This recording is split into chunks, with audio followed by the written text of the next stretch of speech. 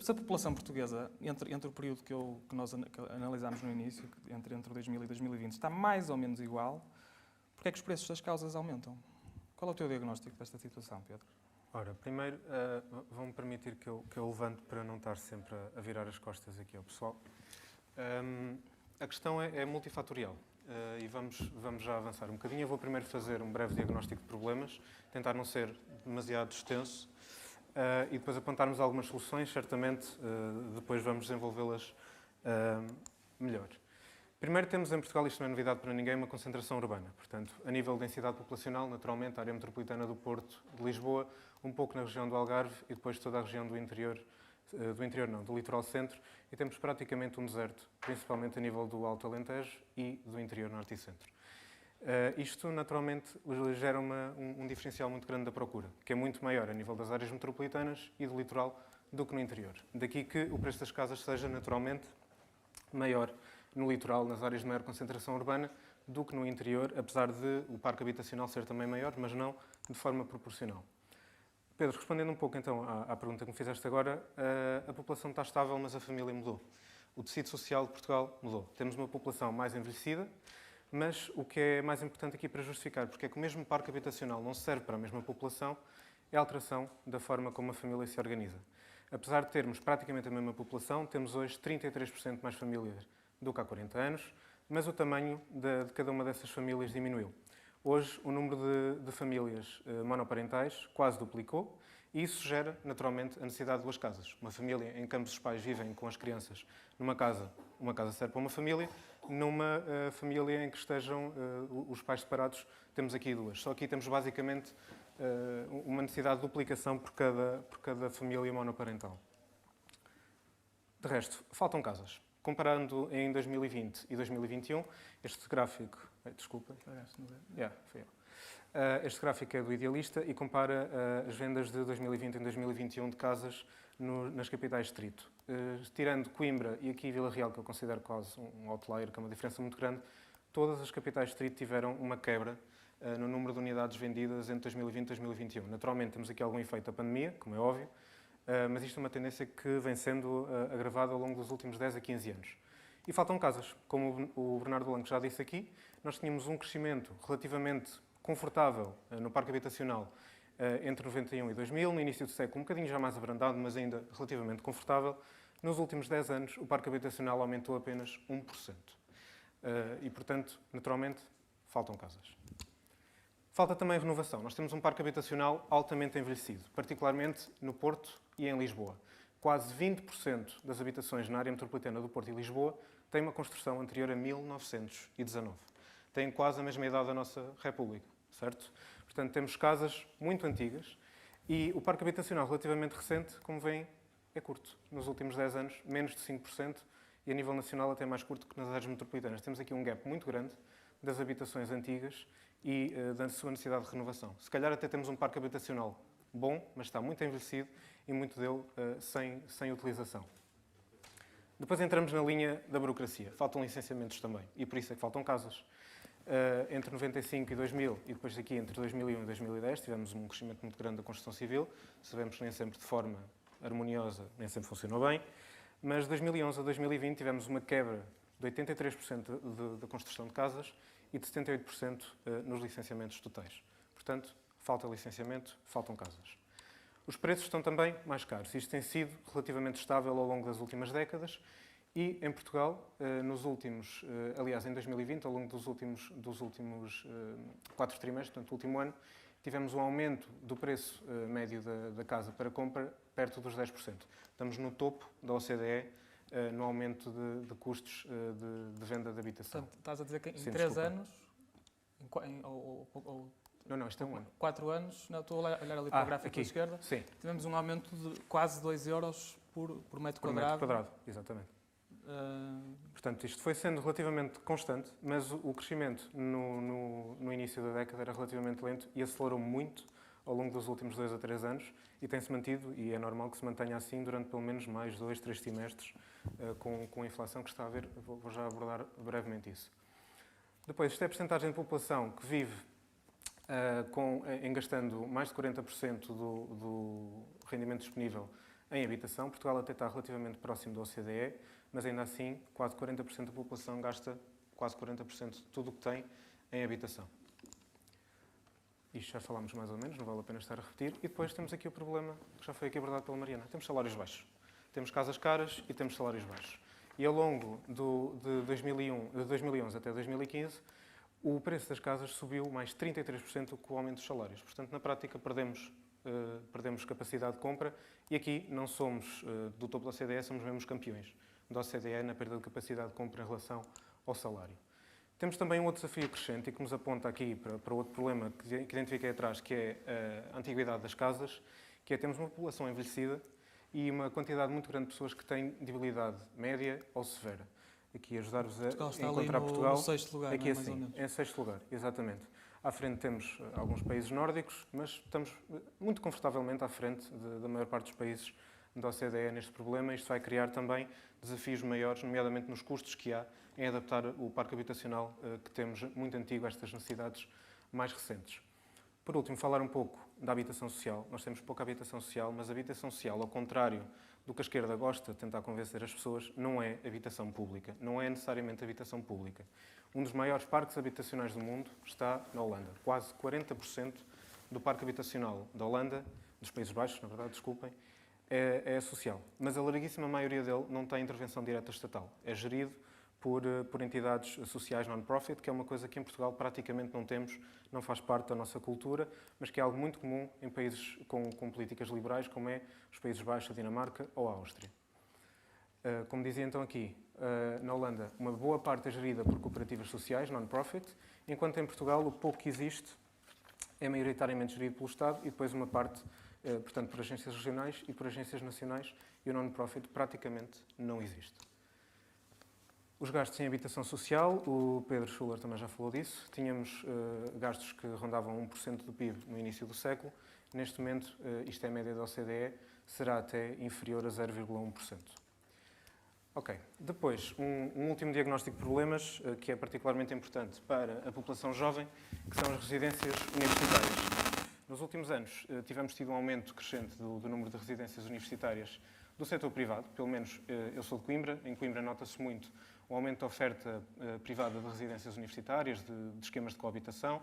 As residências públicas, e sei que isto é mais ou menos comum a Lisboa e Porto, são escassas para a procura, mesmo que fossem restritas apenas aos baixos rendimentos familiares. Têm um acesso muito burocrático e muito limitado, deixam boa parte da população de fora, mesmo que estejam limitadas a poucos IAs. Há fundos escassos para a renovação e para a manutenção destas mesmas residências e muito menos para novas construções. Muitas estão localizadas dentro dos campos, o que é relativamente bom para ir para as aulas, mas depois gera problemas graves no acesso a transportes e em mobilidade interna dentro do concelho, da cidade e para serviços. Estamos novamente com o mesmo bug? Ok. Certo? Depois, temos então aqui o mantra geral da curva da oferta e da procura. Portanto, nós temos agora um problema porque temos mais procura. Eu ponho aqui entre parênteses, não é necessariamente um problema, mas isto resulta de muitos dos diagnósticos que fizemos atrás, mas também das taxas de juros para crédito de habitação que estão em mínimos históricos, portanto, facilitando, de certa forma, os empréstimos para quem tiver capacidade de dar o inicial. Um aumento da poupança das famílias que foi acontecendo desde a crise. E um dado interessante que é 40% da população inquirida em vários estudos internacionais e em Portugal a percentagem é mais ou menos parecida, queria ou gostava de mudar de casa no pós-pandemia. Portanto, temos aqui uma procura muito grande para a habitação. Depois, os custos elevados. Portanto, temos neste momento uma escassez de matéria-prima, não foi agora da pandemia, mas agravou-se. Uma escassez de mão de obra, diversas qualificações, mais qualificadas, menos qualificadas, é um pouco geral. Tanto que entre o segundo trimestre de 2021 em relação a 2020 houve um aumento de quase 4% nos custos de mão de obra da habitação e de matérias-primas quase 9%. E depois algo muito importante que a esquerda também não gosta de falar, que é a carga fiscal. Quase 40% do custo final de uma habitação, desde o início até o fim, em todos os procedimentos, quase 40% é carga fiscal. Sem reduzirmos esta parte, vai ser impossível conseguir construir casas mais baratas para a população geral. E temos então a geração da renda, que segue à geração Arrasca de 2011. A geração da renda resulta de quê? De um desemprego jovem recorde, como a Mariana referiu, do atraso na saída da casa dos pais, como o Schuller já falou, somos dos países que mais tarde sai de casa dos pais, quase aos 30 anos, isto era impensável nos anos 80 ou nos anos 90. O adiamento da formação da família, seja ela nos padrões convencionais ou não, e dificuldade de poupança para a criação de uma base financeira para um empréstimo à habitação própria. Pedro, se me permites avançar para a identificação de algumas soluções. Eu acho que gostava de fazer só um ponto de situação, Claro. que eu acho que nós com 22 minutos de painel já demos aqui uma pós-graduação Acho que sim. no mercado habitacional, portanto eu acho que vamos sair todos daqui muito informados, fomos completamente inundados por dados e estatísticas. Portanto, Pedro, eu gostava que exatamente fizesse esta ponte, já que tens esta apresentação preparada, e entre aquilo que é o teu diagnóstico e a tua sugestão de soluções. Pronto, não é necessário que eu concorde necessariamente com todas as soluções apresentadas. Fui identificando algumas. Isto foi um trabalho que eu fui fazendo para a campanha de Viseu, fiz algumas alterações, porque apesar do problema ser mais grave nas áreas metropolitanas e no litoral, nas cidades de média dimensão o problema também existe. Portanto, não foi necessário ajustar muito. E baseei-me em soluções que encontrei em países como os Países Baixos, como a Áustria, como a Holanda e também num programa habitacional que foi promovido recentemente pelo Partido Liberal no Canadá, que tem assim umas punções um bocadinho mais sociais. Isso é o do Trudeau, não é? Do Trudeau, exatamente. Mas com quase algumas delas eu consigo identificar. Portanto, primeiro, é preciso reduzir a carga fiscal. Isto é, apesar de tudo, uma das partes mais fáceis, porque está do lado do poder político decidir esta redução. Uma das soluções seria alargar a aplicação da taxa mínima do IVA, de 6%, para a construção de habitação acessível, particularmente nas áreas de elevada procura. Depois, garantir uma estabilidade fiscal e dos processos burocráticos. Não podemos continuar a ser um país que a cada 2 meses está a mudar as leis laborais, a lei de habitação, a forma como o Estado funciona e se relaciona com a população. Depois, reduzir os custos de licenciamento em projetos, particularmente de cariz habitacional, de média ou de elevada densidade. Quando construímos em densidade, conseguimos reduzir custos base e daí ajuda logo à redução do preço final. E depois eliminar... Às vezes que é contraintuitiva, não é? A densidade, fala-se que é algo que é problemático, que é pouco sustentável, mas só construindo em altura é que nós conseguimos libertar espaço para Aqui também uma curva, tem um nome técnico, não me recordo ao momento, e é muito variável de cidade para cidade. Chega a um certo limiar em construir uma densidade superior, depois tem custos sociais, culturais, económicos e tudo. Mas a densidade que nós temos em Portugal é relativamente baixa. Basta-nos olhar, por exemplo, para a Espanha, que tem um tecido urbano muito mais denso, e isso não gera necessariamente problemas, pelo contrário, é muito mais fácil para gerir serviços, nomeadamente escolas, espaços comerciais e principalmente transporte público. É muito mais fácil gerir esta situação quando temos uma habitação mais condensada. Chegando ao limite de um Burj Khalifa no Dubai, nós sabemos os problemas que Exatamente. Isso depois já é um outro limiar. Depois também a eliminação de duplas tributações que existem, por exemplo, no IMT e no imposto de selo, que é pago pelo promotor e depois também pelo consumidor final. Depois, reduzir burocracias. Isto é algo que a IEL já propôs várias vezes, nomeadamente programas pilotos de pré-licenciamento automático e depois verificação posterior. Simplificar pedidos de autorização e licenciamento de construção e de reabilitação, também é muito importante, não podemos esquecer este lado da reabilitação. Atualização dos planos de desenvolvimento local e de planos de pormenor para facilitar a construção. Informatização integral dos processos de licenciamento e criação de gabinetes virtuais para apoio ao investimento imobiliário. Portanto, tirar o simplex do papel e torná-lo efetivamente real. Depois é preciso também inovar. Não podemos continuar a construir com as formas de construir antigamente, temos que evoluir. Portanto, aumentar financiamento a projetos de investigação e desenvolvimento na área da construção civil, habitação modular simples e em complemento à habitação clássica, eventualmente incorporar tecnologias de impressão 3D. Isto a nível de licenciamento é uma dor de cabeça, as câmaras não sabem gerir a habitação modular e estas novas formas de habitação. Uma maior interligação entre a academia e as empresas do setor da construção e regulações de construção que sejam mais flexíveis quando isso for possível. Depois, requalificar. Como o Bernardo falou e bem, nós temos uma dificuldade crónica de saber qual é que é o património do Estado, seja ele a nível nacional, seja ele a nível local. Portanto, temos que ter um inventário público de imobiliário estatal para poder fazer contratos de eventualmente doação para conversão de habitação a regime non-profit. Simplificar a reconversão de espaços comerciais, industriais e recreativos em projetos de habitação de média e de alta densidade. E a criação de incentivos negativos e positivos, a requalificação do património privado devoluto, abandonado e sem uso útil. Pedro, queres explicar o que é que são incentivos negativos e positivos, rapidamente? Incentivos positivos podem ser, por exemplo, reduções de IMI ou até isenções. também a sede de IRC Portanto, é o derramamento municipal, Portanto, eu exatamente. presumo que negativos sejam punidos. Negativos sejam, por exemplo, um agravamento de IMI, agravamentos de IRC, o que seja. Portanto, tentar sempre naturalmente fazer incentivos positivos, que são os que funcionam melhor. Historicamente é o que funciona, é incentivar as pessoas a fazer o bem e não penalizar quando fazem o pior. Depois, incentivar. Uma coisa que é pouco falada em Portugal, e é algo defendido até por muitos liberais históricos, que é uma land value tax em vez de uma property tax. Gostava que a longo prazo tivéssemos esta discussão interna ou externa, se faz sentido haver esta adaptação particularmente nas áreas urbanas, muito brevemente em que, em vez de termos um IMI que cobra, por exemplo, nós temos um terreno rural, cobra X, quando construímos algo com mais valor, passa a ser mais caro. Uma land value tax valoriza o terreno, portanto, independentemente do que construamos a seguir, o preço é igual. E, portanto, há um incentivo para ter algo produtivo naquele terreno e não o deixar sozinho, caso contrário, as pessoas estão a perder dinheiro à medida que à volta se vai aumentando o valor desse território. Sim, até porque se calhar um imposto sobre o território ou sobre o terreno se calhar, se eu pudesse cometer aqui esta gafe, se calhar o imposto mais liberal que existe, porque o território, a terra, o terreno é aquilo que mais facilmente se consegue dizer que é de todos, não é? Enquanto que os bens materiais, etc., é propriedade particular, o terreno é algo que tem que ser... cuja posse está a tirar uma totalidade que é fixa para todos. Não é? Claro. E o IMI, como dizias, é um imposto de propriedade encapotado.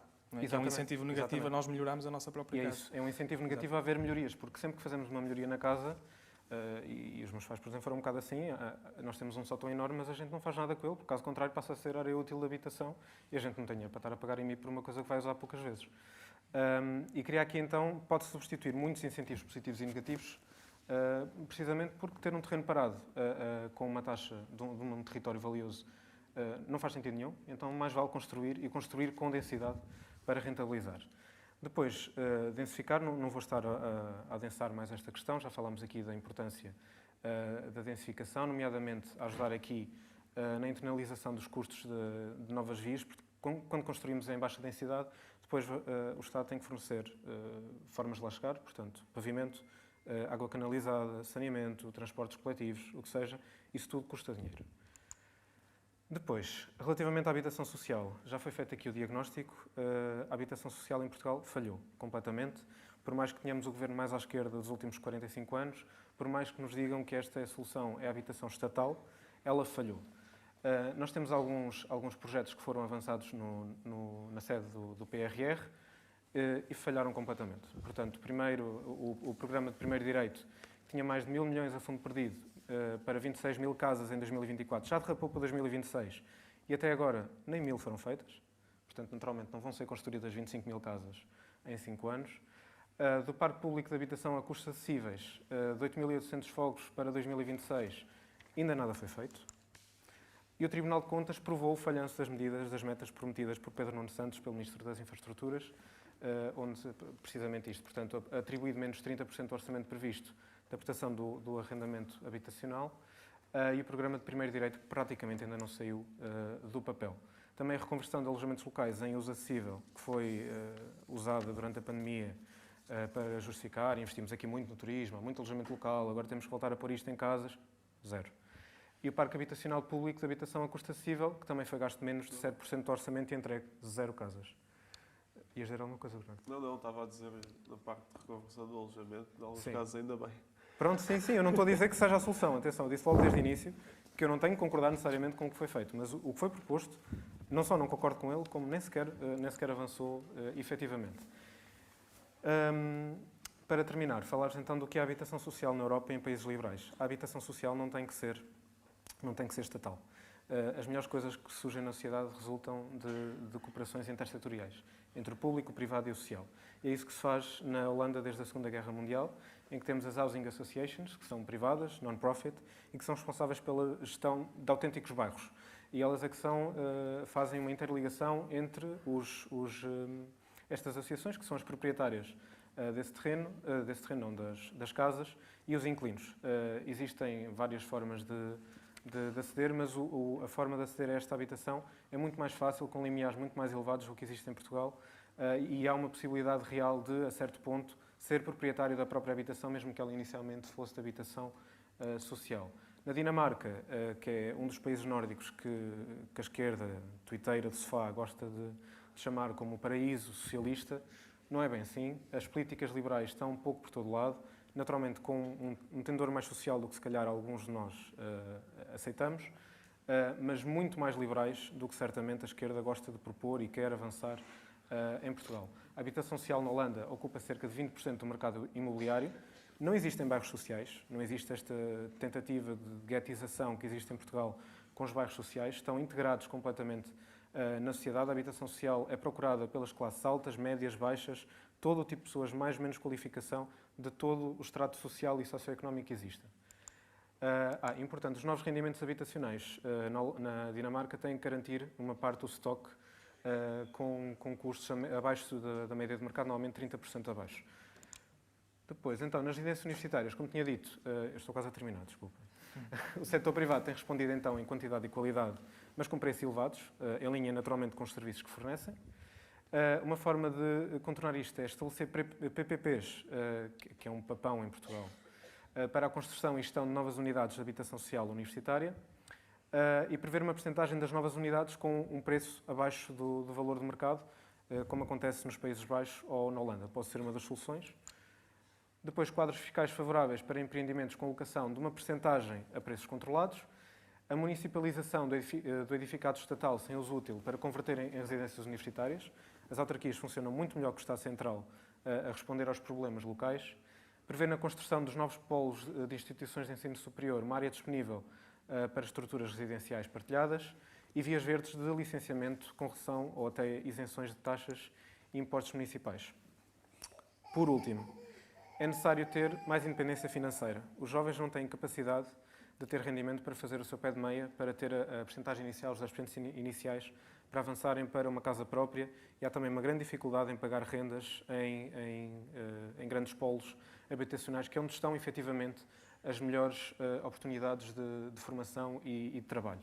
O IRS jovem, em Portugal, é frouxo, é pouco, dura pouco tempo, e não dá o incentivo suficiente para fixar e para atrair jovens. É preciso reformá-lo.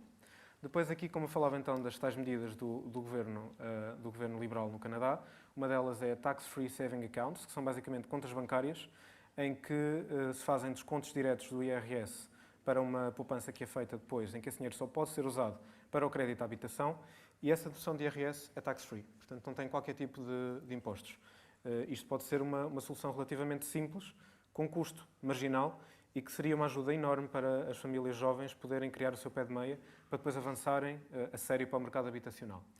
Uma dedução do rendimento bruto para estas questões, então, não tributadas ou com uma tributação inferior à do salário base, e o Rent to Own, que é uma criação de programas de percentagem de novas construções de arrendamento com uma opção de compra com preço fixo ao início do contrato, que tem tido uma adesão muito grande em cidades como Toronto ou Montreal e tem tido um sucesso muito grande.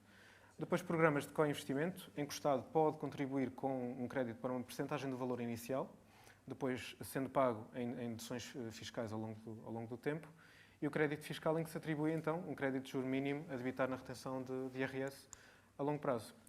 Resumindo, isto provavelmente não se vai ler lá muito bem. Consegue-se ver que sim, acho que sim. É? Pronto, tem que basicamente a solução para a crise habitacional é pura e simplesmente construir mais casas. Podemos dar as voltas que quisermos, fazer por mais custos, redução de burocracia, menos impostos, o que seja. Tem que construir mais casas e, por favor, não atirem fora da janela a pessoa que disser isto. Obrigado.